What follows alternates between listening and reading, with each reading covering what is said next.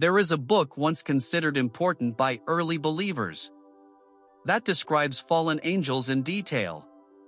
Yet it was left out of the Bible. This book is known as the Book of Enoch.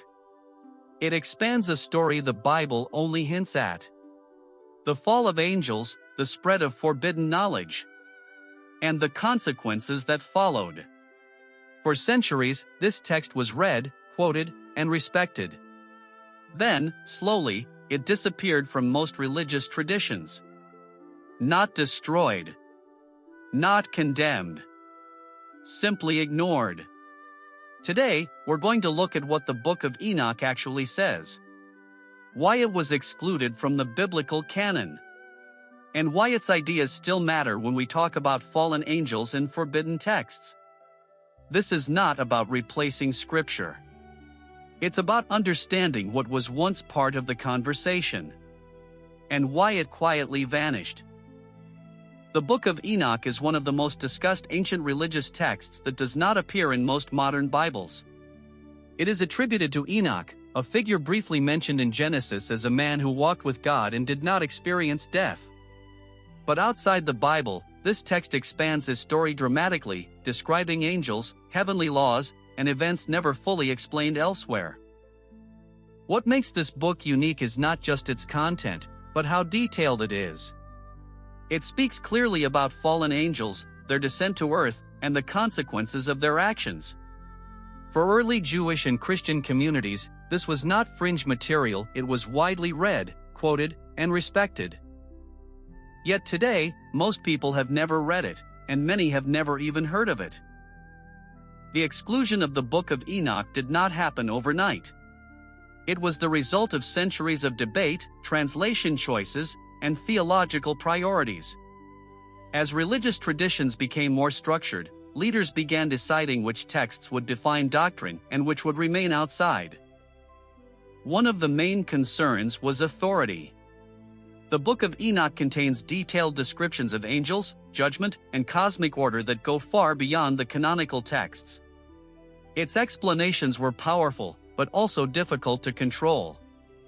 Over time, it became safer to rely on shorter, more restrained passages found in the Bible.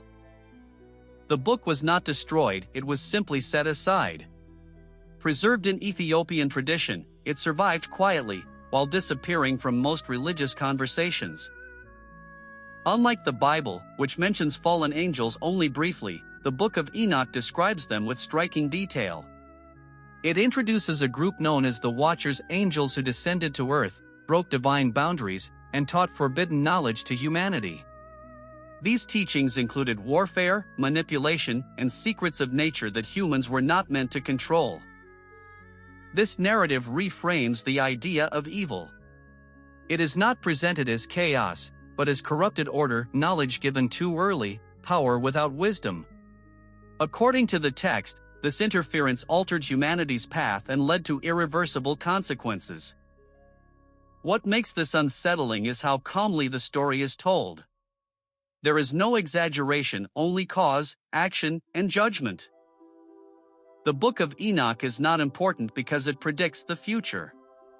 It matters because it explains the past in a way that many other texts avoid. It offers a framework where spiritual rebellion, knowledge, and consequence are directly connected. When this book is removed from the conversation, something is lost. The story of fallen angels becomes vague. The origin of corruption becomes abstract. And humanity's role in that story feels incomplete. This does not mean the Book of Enoch must replace the Bible. But it does raise a quiet question. If this text once helped people understand the spiritual world more clearly, why are we no longer encouraged to read it? The Book of Enoch does not demand belief. It invites understanding. It shows that early readers were willing to explore difficult questions about angels, knowledge, and responsibility, even when the answers were unsettling. When this book was removed from common use, the story became simpler. The fall of angels lost its detail. The origin of corruption lost its depth. And humanity's place in that story became harder to see. This does not mean something was hidden with malicious intent. But it does suggest that complexity was set aside in favor of clarity and control. If this text was once considered meaningful, and if it shaped how people understood the spiritual world, what else might we be missing today?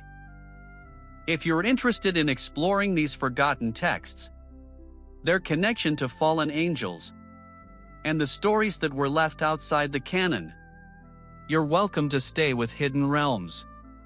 There is more to uncover, and we'll continue one text at a time.